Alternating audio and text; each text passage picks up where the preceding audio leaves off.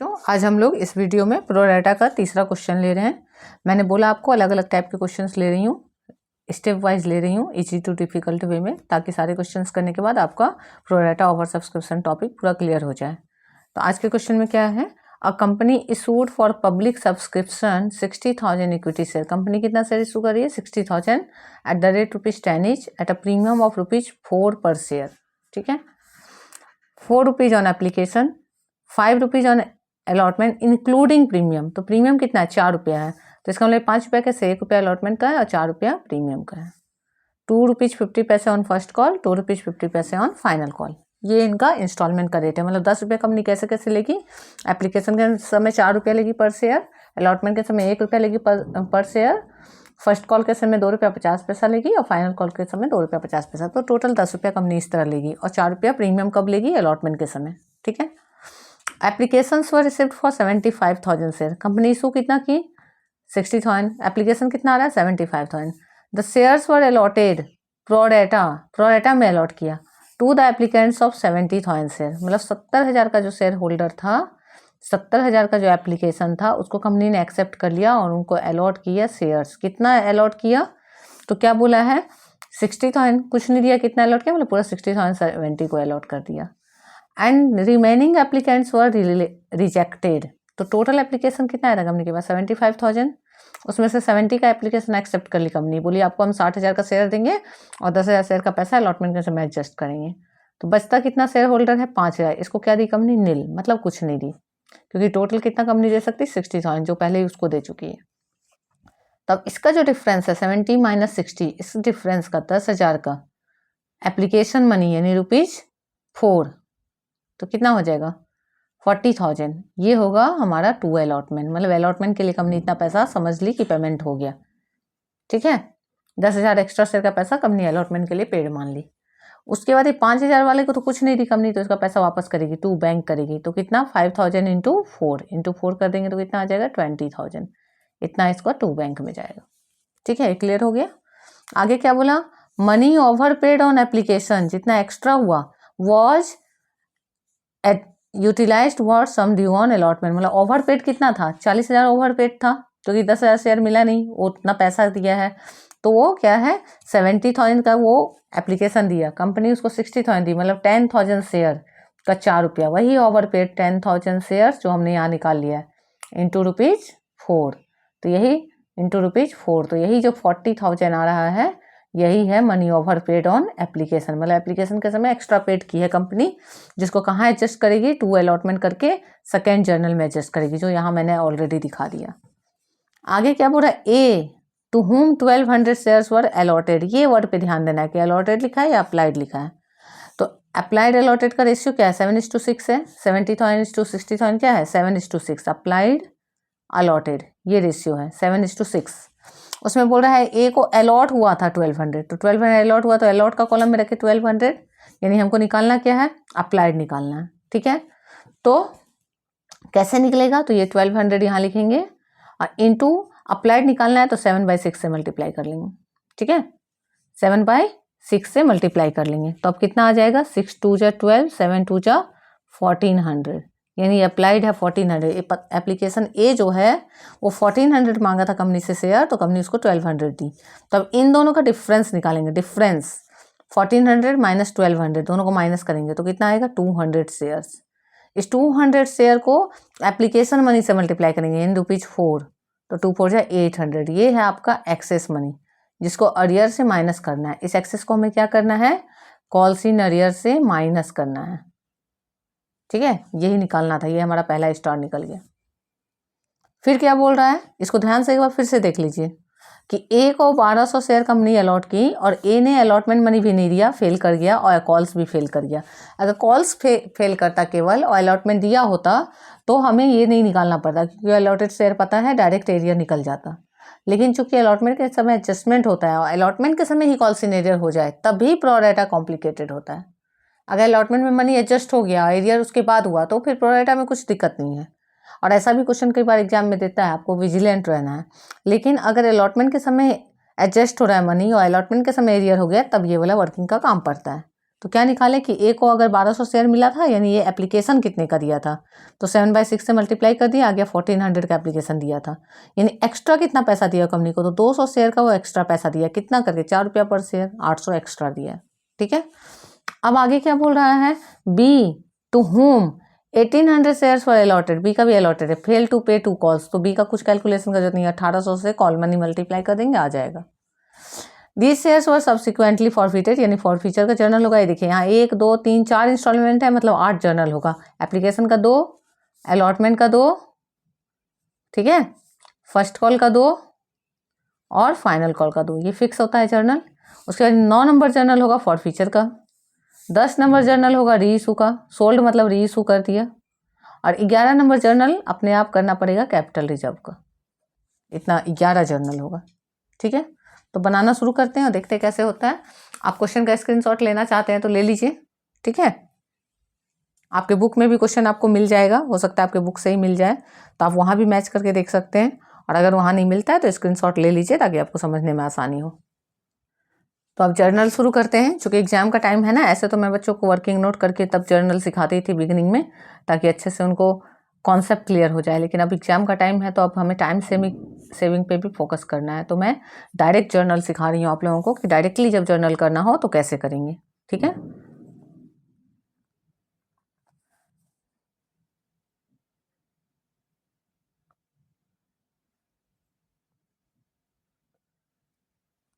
सबसे पहला जर्नल क्या होता है देखिए, तो बैंक अकाउंट डेबिट होता है 1 नंबर जर्नल में। बैंक अकाउंट डेबिट कि कंपनी के बैंक में पैसा आया। 2 कहाँ से पैसा आया, तो इक्विटी शेयर एप्लीकेशन अकाउंट कि शेयर एप्लीकेशन से पैसा है। तो कितना पैसा है, तो जितना एप्लीकेशन आया उतना पैसा है। कितना एप्लीकेशन आया, 75,000 इंटू एप्लीकेशन मनी क्या है 4। तो देखिए 75,000 का डबल क्या होता है 1,50,000, और उसका डबल यानी 3 लाख, यानी 3 लाख रुपीज़ आए। और नहीं अगर आपको ऐसा कैलकुलेट करने में दिक्कत हो रहा है तो 3 जीरो यहाँ लिखिए, 4 5 जा 20, 2 कैरी, 4 7 जा 28 और 2 30। कोशिश करना है जितना वर्किंग हो सके सामने में कर लें, पीछे लिख लिख के वर्किंग करने से हमारा समय बहुत बर्बाद होता है। ठीक है, तो वो प्रैक्टिस घर पे ही करना है। नरेशन क्या हो जाएगा, application money received on 75,000 share at the rate ₹4 each, हो गया। अब सेकेंड क्वेश्चन में जर्नल में क्या करती है, कंपनी दिखाती है कि उसको कितना पैसा मिला था एप्लीकेशन का, उसने उसको कहाँ कहाँ ट्रांसफ़र किया। तो जब भी बैंक डेबिट में आएगा तो नरेशन में हमेशा रिसीव लिखेंगे, जब शेयर कैपिटल क्रेडिट में आएगा तो पहला वाले में ट्रांसफ़र लिखेंगे और उसके बाद से ड्यू लिखने लगते हैं। तब यहाँ ये 2 शेयर कैपिटल जो क्रेडिट में था वो डेबिट में आएगा क्योंकि ट्रांसफ़र होगा। Equity share application account debit to equity share capital account. Company क्या दिखा रही है, कंपनी यहाँ दिखा रही है, बोल रही है हमारे बैंक अकाउंट में 3 लाख रुपया आया था, किस चीज़ का, एप्लीकेशन का। उसमें से हम अपना शेयर कैपिटल में भेज दिए, कितना, तो मेरा 60,000 शेयर इशू हुआ है, तो इंटू ₹4, तो कितना होता है 6 4 जा 24, 2,40,000 हमने भेज दिया कहाँ, बैंक अकाउंट में। ठीक है, सॉरी शेयर कैपिटल में, क्योंकि हमारा शेयर इशू हो गया 2,40,000 का। उसके बाद बोला कि कुछ पैसा हमने अलॉटमेंट का अभी मान लिया है पेड, क्योंकि उनको मैं शेयर नहीं दे पाया तो उनका अलॉटमेंट मनी पेड मान लिया, उतना काट के वो अलॉटमेंट के समय पे करें। तो कितना, तो 70,000 शेयर को 60 दिया, मतलब 10,000 शेयर कम दिया, तो 10,000 शेयर जो कम दिया इंटू ₹4, तो कितना हो जाएगा 40,000। उसके बाद फिर क्या बोलता है, कुछ को तो हमने पैसा वापस ही कर दिया क्योंकि हम उसे एक भी शेयर नहीं दे पाए। तो कितने ऐसे लोग थे, तो 5,000 शेयर था, कितने रुपीज का 4, तो 20,000। अब इसको मैच करो, 40 40 20 80, 1 लाख और 2 लाख, 3 लाख हो गया। Narration application money transfer to share capital and adjusted for allotment and balance refunded. In this way you can write the adjustment. अब थर्ड नंबर जर्नल क्या है, ड्यू होगा अलॉटमेंट मनी। तो जब ड्यू होगा तो पूरा पैसा ड्यू होगा, उससे मैं कंपनी काट के ड्यू नहीं करती है। तो क्या होगा, equity share allotment account debit to equity share capital account. ठीक है, तो कितना ड्यू होगा, तो कितना शेयर इशू किया कंपनी, तो नंबर ऑफ इशूड शेयर यानी कि 60,000 इनटू अलॉटमेंट मनी। तो अलॉटमेंट मनी कितना है, 5 है। ठीक है, तो 6 5 जा 30 कितना आ जाएगा 3 लाख। और शेयर कैपिटल में जब लिखेंगे तो क्या लिखेंगे 60,000 इंटू अलॉटमेंट मनी जो है, तो अलॉटमेंट मनी तो सिर्फ 1 रुपया है, 4 रुपया तो सिक्योरिटी प्रीमियम है, तो उसके लिखेंगे टू सिक्योरिटीज प्रीमियम अकाउंट। ठीक है, यहाँ क्या लिखेंगे 60,000 इंटू ₹4 कि 5 रुपया मिल रहा है अलॉटमेंट के समय, लेकिन वो है क्या 1 रुपया कैपिटल का है अलॉटमेंट का और 4 रुपया प्रीमियम का है। तो यहाँ आ जाएगा 60,000 और यहाँ आ जाएगा 2,40,000 allotment money due with premium. Complete हो गया।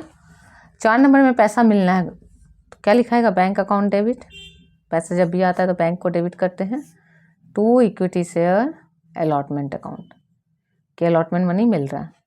ठीक है, तो कितना पैसा मिलेगा, तो देखिए 3 लाख मिलना चाहिए कंपनी को, उस 3 लाख में पहले से 40,000 मिला हुआ है, यहाँ पे ध्यान से देखिए 3 लाख मिलना चाहिए, 40,000 पहले से मिला हुआ है, तो इतना माइनस करके मिलना चाहिए। तो कितना मिलना चाहिए, मिलना चाहिए कंपनी को 2,60,000। लेकिन अगर कुछ कॉल इन एरियर होगा तो भी माइनस हो जाएगा। ठीक है, तो कॉल इन एरियर के लिए हमारे पास 2 चॉइस है, एक कि हम कॉल इन एरियर दिखा सकते हैं और एक नहीं दिखाएं तो भी चलेगा। ठीक है, तो जैसा आपको सुविधा हो आप वैसे बना सकते हैं। तो अगर कॉल्स इन एरियर दिखाना है तो हम लोग यहाँ लिखेंगे कॉल्स इन एरियर अकाउंट, अगर नहीं दिखाना होता तो डायरेक्ट लिख देते हैं अमाउंट माइनस करके जितना माइनस होता। तो अब हम यहाँ क्या लिखेंगे कि 3 लाख में 40,000 पहले मिला हुआ है हम लोग को, यानी हम लोग को 2,60,000 मिलना चाहिए था। ये लिखा हमने, क्या लिखा कि शेयर अलॉटमेंट का पहले से यहाँ 40,000 क्रेडिट हो गया है और यहाँ हमने क्रेडिट कर दिया 260, तो 260 और 40 मिलके क्या हो गया 3 लाख हो गया। अब उसमें से एरियर क्या हुआ, आया कितना पैसा नहीं, तो कॉल्स इन एरियर का अमाउंट कैसे निकालेंगे, तो कॉल्स इन एरियर का अमाउंट निकालने के लिए सबसे पहले अलॉटेड शेयर जो है, तो कैसे निकालेंगे कॉल्स इन एरियर का अमाउंट, तो निकालेंगे इसमें 1200 शेयर मिला था ये को, 1200 शेयर का 5 रुपये करके। ठीक है, कॉल्स इन एरियर होना चाहिए, कितना होना चाहिए 6,000 होना चाहिए। ठीक है, तो उसमें से क्या बोलेगा ए कि पहले से मेरा एक्सेस आपके पास जमा है, कितना जमा है, तो 800 रुपये जमा है, तो लेस लिखेंगे क्या एक्सेस। एक्सेस निकालना तो हम लोग पहले ही सीख चुके हैं कैसे आया है, 800 यहाँ पे आप फिर से देख सकते हैं इसको, 1200 अलॉट हुआ था तो अप्लाई निकालनी है, 1400 अप्लाई था तो अप्लाई माइनस अलॉटेड कर दिए, तो 200 शेयर का पैसा इन उसका कंपनी के पास था 4 रुपये करके, तो 800 माइनस हो गया, तो बचेगा क्या 5,200। ये कॉल्स इन एरियर है 5,200। अब इसको माइनस करेंगे तो यहाँ का अमाउंट आ जाए 0 0 8 to 10 कैरी 1 5 1 6 4 10 कैरी 1 तो 5 2,54,800। ठीक है, तो ये आपका अमाउंट आ गया यहाँ। ठीक है, देखिए ऐसे तो इस क्वेश्चन में कैश बुक बनाने बोला है, कैश बुक बनाने बोला है मतलब बैंक का जर्नल नहीं करते हैं, लेकिन अगर मैं डायरेक्ट आपको बिना बैंक का जर्नल वाला बताऊंगी तो आपको समझने में दिक्कत होगा कि कैसे कैसे अमाउंट आया, तो मैं पूरा करके दिखा रही हूँ, उसके बाद आपको दिखाऊंगी कि कौन कौन सा जर्नल यहाँ नहीं होना था और वो कैश बुक में जाना था। ठीक है, अब आगे बढ़ेंगे, तो ये क्या हो गया एरियर आ गया, तो ये सिंपल कि allotment money received with arrear, तो ये हमने एरियर का वर्किंग भी यहीं पे दिखा दिया। नेक्स्ट क्या है, अब फर्स्ट कॉल मनी ड्यू होगा, तो फर्स्ट कॉल मनी ड्यू होगा तो equity share first call account debit to equity share capital account. ठीक है, तो कितने का अमाउंट है ये, तो फिर कितना है 60,000 शेयर्स है और इनटू फर्स्ट कॉल मनी क्या है 2.50, तो 2.5 से मल्टीप्लाई करेंगे कैसे, तो 60,000 को 2 से मल्टीप्लाई कीजिए, 6 2 12 1,20,000 होता है और 0.5 मतलब आधा, तो 60 का हाफ कीजिए तो क्या होता है 30,000। ठीक है, तो ये हो जाएगा कितना 120 और 30 1,50,000, मतलब 1,50,000 रुपया मांग रही है कंपनी फर्स्ट कॉल का, first call money due narration हो जाएगा। ठीक है, इसके बाद फर्स्ट कॉल मनी रिसीव होना है तो क्या लिखेंगे, लिखेंगे bank account debit calls in arrear account debit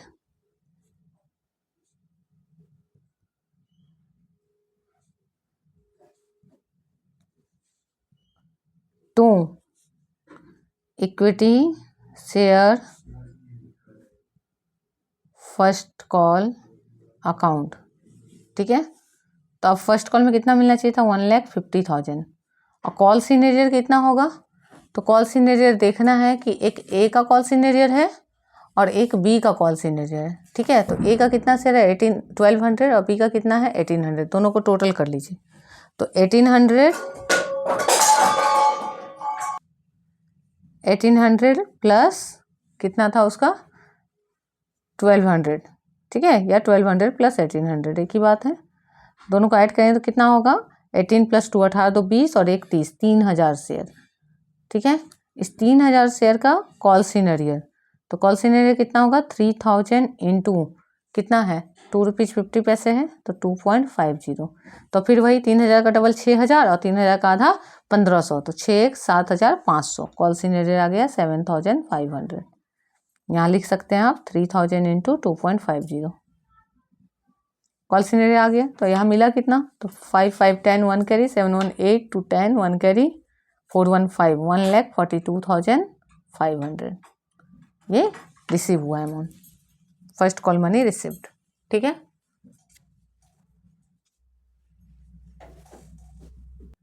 अब किसका जर्नल होगा, फाइनल कॉल का जर्नल होगा, ठीक है। तो फाइनल कॉल मनी रिसीव होने का जर्नल होगा, तो कितना जर्नल हो गया हमारा, 6 तक हो गया। 7 नंबर जर्नल, 7 नंबर में क्या लिखेंगे, equity share final call account debit, ठीक है, to equity share capital account. अब कितना शेयर है बताइए, तो कितना शेयर ड्यू होगा, 60,000 शेयर ड्यू होगा, और इनटू क्या रेट है 2.50, तो वही कितना आएगा, 6 2 12, 1,20,000 और तीसरा 1,50,000, 1,50,000। कितना कंपनी पैसा मांग रही है। अब पैसा किससे किससे नहीं मिला है यहाँ, तो ए से और बी से, दोनों से फाइनल कॉल नहीं मिला है। क्या बोला है, कॉल्स मनी ए भी नहीं दिया है और बी जो था वो भी कॉल्स मनी नहीं दिया, यानी एरियर हो गया है। तो अब 8 नंबर में जब पैसा आएगा तो क्या लिखेंगे, bank account debit, calls in arrear account debit, और कॉल्स इन एरियर कितना हो जाएगा यहाँ, तो 1800 और 1200, 3000 शेयर, 3000 शेयर का ₹2.50, यानी कितना आ जाएगा 7500, ठीक है। और 2 इक्विटी शेयर फाइनल कॉल, तो फाइनल कॉल में कितना मिलना चाहिए कंपनी को, 1,50,000 मिलना चाहिए, जिसमें कितना नहीं मिल रहा, 7500 नहीं मिल रहा, तो मिल कितना रहा, 1,42,500। क्लियर हो गया। अब 9 नंबर में क्या बनेगा, तो क्या बोलता है, दी shares were subsequently forfeited after the final call was made. Final call के बाद शेयर फॉरफिट हुआ, मतलब क्या, कॉल्ड अप मनी जो था पूरा 10 रुपया है, पर पूरा 10 रुपया कॉल करने तक कंपनी वेट की, जब वो पूरा सारा इंस्टॉलमेंट कॉल कर ली उसके बाद शेयर फॉरफिट की है। तो शेयर फॉरफिचर का एंट्री में हम लोग क्या करते हैं, शेयर कैपिटल अकाउंट डेबिट करते हैं, शेयर कैपिटल अकाउंट डेबिट, ठीक है। तो शेयर कैपिटल अकाउंट डेबिट कितना से करेंगे, कितना शेयर फॉरफिट हुआ, तो 20 शेयर्स, मतलब दोनों का शेयर फॉरफिट हो गया, तो 1200 और 1800, 3000 शेयर, 3000 शेयर कितना रुपया के लिए फॉरफिट हुआ, तो 3000 इंटू 10, तो कितना आ जाएगा 30,000। उसके बाद फिर क्या है, ये तो प्रीमियम का पैसा भी नहीं दिया था क्योंकि अलॉटमेंट के समय ही फॉरफिट हुआ था, तो सिक्योरिटी प्रीमियम भी डेबिट होगा, किसके लिए, सिर्फ ए के लिए, सिक्योरिटी प्रीमियम अकाउंट डेबिट। तो ए के पास कितना शेयर है, 1200, 12 शेयर का प्रीमियम, यानी 1200 शेयर इंटू 4, तो 12 4 जा 4800, ये सिक्योरिटी प्रीमियम हो गया। अब 2 क्या लिखेंगे, कॉल्स इन एरियर अकाउंट। तो कॉल्स इन एरियर में हमारे पास ऑलरेडी कैलकुलेटेड है, तो हम लोग ऐड कर सकते हैं, और नहीं तो आप कैलकुलेट कर सकते हैं। तो यहाँ कितना है कॉल्स इन एरियर, देखिए 7500, ठीक है। इसके पहले कितना था कॉल्स इन एरियर, तो यहाँ भी 7500, तो 7500 7500 कितना हो गया, 15,000, 15,000, और यहाँ देखिए 5,200, तो 15 5 20,200। तो अगर आपका ऑलरेडी कैलकुलेटेड है कॉल्स इन एरियर, तो आप उसको ऐसे ऐड करके ले सकते हैं। तो क्या आ जाएगा यहाँ 20,200, ठीक है। 7,500 7,500, 15,000 और 15,000 और 5,200, तो 15 5 20,200, और 2 तब क्या लेंगे, शेयर फॉर फ्यूचर अकाउंट। देखिए बहुत बार बच्चे क्या करते हैं, इन दोनों को जोड़ के इसको लेस कर देते हैं, कर सकते हैं लेस, हड़बड़ी में वैसा कर सकते हैं, लेकिन अगर आपने ये अमाउंट गलत लिया तो ये भी गलत हो जाएगा, वो रिस्क रहता है उसमें, ठीक है। और जब हम टैली करते हैं तो क्या होता है, हमारा अमाउंट सही होने का चांस रहता है। अब शेयर फॉर फ्यूचर में देखेंगे कि ए से कितना पैसा मिला कंपनी को और बी से कितना मिला, वही जाता है फॉर फ्यूचर मनी में। तो अब ए का कितना पैसा मिला, तो आप देखिए ए ने कितने शेयर का एप्लीकेशन दिया था, 1400 का, उसने तो सिर्फ एप्लीकेशन मनी दिया है ना, उसके बाद तो पैसे दिए ही नहीं। तो 1400 शेयर का उसने 4 रुपीज़ करके दिया था कंपनी को, यानी 14 4 से कितना हो जाएगा 5600। बी ने कितने पैसे दिए कंपनी को, तो बी ने पैसे दिए एप्लीकेशन मनी और अलॉटमेंट मनी, 2 पैसे दिए उसने। तो एप्लीकेशन का कितना पैसा दिया बी, एप्लीकेशन का पैसा दिया 4 रुपया और अलॉटमेंट का 1 रुपया, 5 रुपया। तो 18 5 जा 90, तो 9,000। ठीक है, ये नो का हो गया कि इन्होंने कितना पेमेंट किया कंपनी को। तो इसको टोटल करिए, कितना आता है टोटल, 00696 14,600। तो यहाँ से फॉरफीचर में लिख देंगे 14,600। अब ऐड कीजिए 628 4213 आ गया। अब 10 नंबर जर्नल करेंगे री इशू का, तो क्या लिखेंगे, बैंक अकाउंट डेबिट। अब कितना में री इशू किया, देखते हैं बैंक में कितना पैसा है। तो क्या बोला, all the forfeited share, all जब भी बोल दिया ना फॉरफिटेड शेयर तो आपका काम बहुत आसान हो जाता है। All the forfeited share were sold to Rajesh as fully paid. Fully paid का मतलब है कि शेयर कैपिटल में 10 रुपया जाएगा। ठीक है, फुली पेड अप मतलब 10 रुपया जाएगा शेयर कैपिटल, और हुआ कितना है 11, तो ये 11 बैंक में जाएगा। तो बैंक में फॉरफिटेड शेयर कितना था, 3000 इंटू 11, तो 11 3 जा 33,000 to equity share capital. Share capital में कितना, तो 3000 इंटू 10 जो फेस वैल्यू है, तो 30,000। अब एक्स्ट्रा में दिया मतलब क्या है, सिक्योरिटी प्रीमियम है, तो 2 सिक्योरिटी प्रीमियम। तो सिक्योरिटी प्रीमियम अकाउंट में कितना जाएगा, 3000 इंटू 1, 1 रुपया, तो 3000 हो गया कंप्लीट। अभी 11 नंबर जर्नल क्या है, share forfeiture account debit.